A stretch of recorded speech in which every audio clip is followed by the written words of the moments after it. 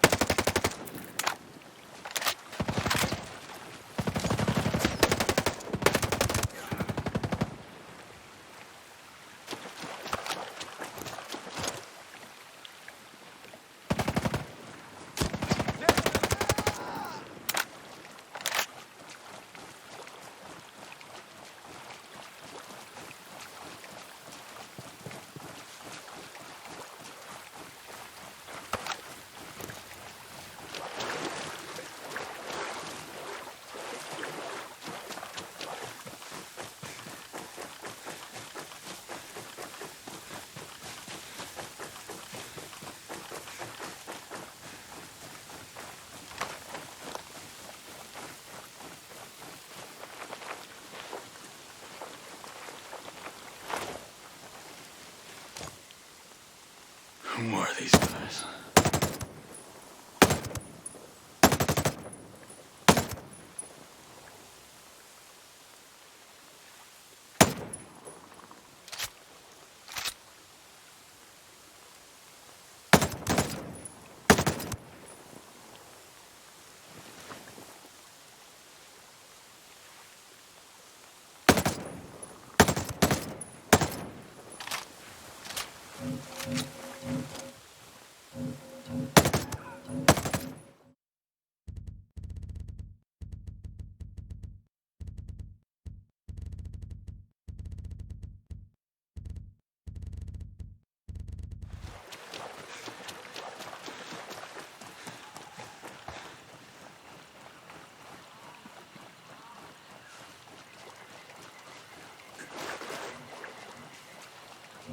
I just smoked a ghost. We got a ghost loose on the outside. Enemy contact! Take him down!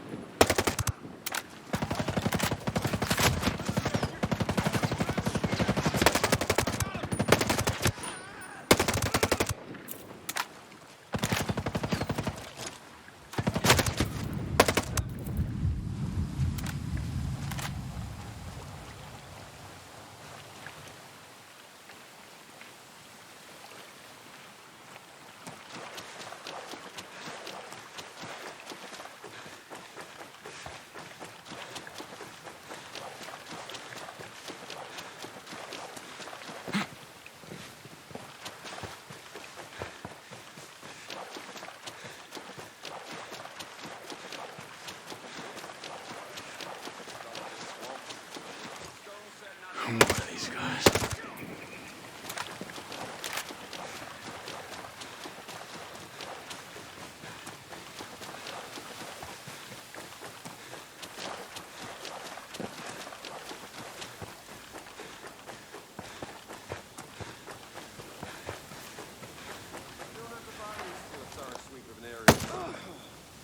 Shit! Strange. I'm going to see what's up. Cool, let's go. What the?